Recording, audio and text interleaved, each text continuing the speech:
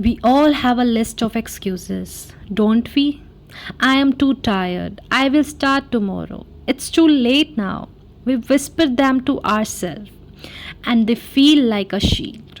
They protect us from discomfort, from failure, and from the hard work it takes to change. But what if those excuses aren't protecting us at all? What if they are holding us back? Think about the person you want to be, the goals you want to achieve, the dream you keep putting off. You know what stands between you and that person. Not a lack of talent, not a lack of time, it's the story you tell yourself. The same old story. I am not good enough. I don't have what it takes. This isn't just about laziness, it's about fear. Fear of failing, fear of succeeding, fear of showing up and being judged. And so, we choose the easy path and the path of excuses. So, it's your potential. The secret isn't finding motivation, the secret is showing up even when you don't feel it. It's about making a single and a powerful decision. You are going to show up for yourself. You don't need a massive change. You need a small start. Just 5 minutes. 5 minutes of focused work, 5 minutes of moving your body, 5 minutes of silence. So, what's your excuse? What's the one thing you have been putting off? Don't answer me, answer yourself right now. In this moment, you can choose to let your excuses define you, or you can choose to define yourself by your actions. The person you become isn't built on what you say you will do, it's built on what you do, even when it's harder. So, this is your movement, this is your life, and there are no excuses. The goal isn't just to work longer, it's to work smarter by embracing strategic procrastination. You are not just managing your time, you are managing your energy and your activity and your creativity. You are giving your brain the respect it deserves. I will start tomorrow. I am too tired. It's so hard. Sound familiar? We all have that voice in our head, right? The one that whispers little excuses to keep us from doing the work. It's comforting, almost like a warm blanket. But that warm blanket is also a case, and it's holding you back from everything you want to be. The thing is, your choice aren't just words, they are a habit. Every time you say, I can't, you are training your brain to believe it. You are building a mental wall brick by brick. You think you are protecting yourself from failure, but you are actually guaranteeing that nothing will change. This isn't just about laziness, it's about fear. Fear of not being good, fear of trying and failing. So you convince yourself it's not your fault. It's the circumstances, the time, the energy. Anything but your own choice. Here's the secret: you don't have to feel motivated to start. You don't have to wait for the right time. Motivation follows actions, not the other way around. The goal isn't to climb the whole mountain in one day. The goal is to take a single step, the smallest possible step. Can you study for 10 minutes? Can you write one sentence? Can you do a single push up? Yes, you can. Yes, you can, my dear. This is about building the muscle of self discipline. Every time you choose action over an excuse, you make that muscle stronger. And over time, you will start to see a person who doesn't just dream, they do. So, what's your excuse? What's the one thing you have been putting off? that project, that workout, that tough conversation. Don't let the fear of failure stop you.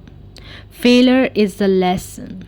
Regret is a prison. The person you become tomorrow is a result of the choices you make right now. It's your time. Stop talking about it and be about it. Drop a comment and tell me the one thing you are going to do today. Right now, with no excuses. Let's get to work. You are doing it right now, aren't you? That feeling of a million things to do. Your to do list is a mile long, and you are just jumping from one task to the next, never really finishing anything. We call ourselves busy, but what if all that busyness is just a fancy word for being unproductive? Everyone tells you to stop procrastinating. But what if the opposite is true?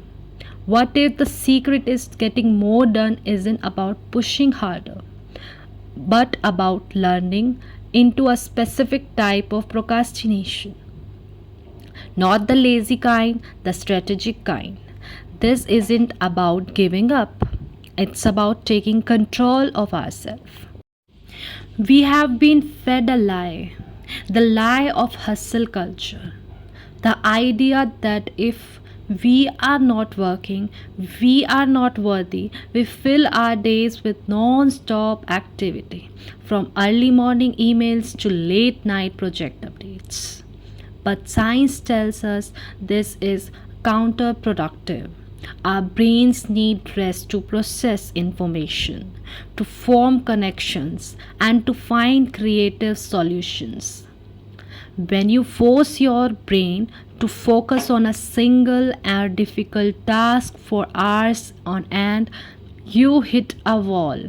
You become less creative, your solutions become stale, and the quality of your work plummets. This is where most people get stuck. They double down on a same failing strategy. Strategic procrastination is the intentional act of stepping away from a difficult task. But here's the key: you don't step away to scroll mindless or watch TV. You step away to do something else, something simple and less demanding, that allows your subconscious mind to work in the background. This is the incubation phase. You have already primed your brain with the problem. By stepping back, you give it the space to connect the dots in a way your conscious mind can't. It's why so many of history's greatest ideas have come during a walk, in a shower, or while doing something completely unrelated to the problem.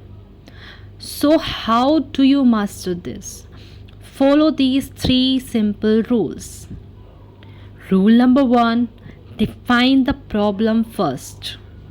Before you step away, you must first engage deeply with the task. Read the material, outline the challenges, or brainstorm some initial ideas. Give your brain something to chew on. You can't strategically procrastinate on a task you don't understand. Rule number two: choose the right distraction. The goal is to engage your body and leave your mind free.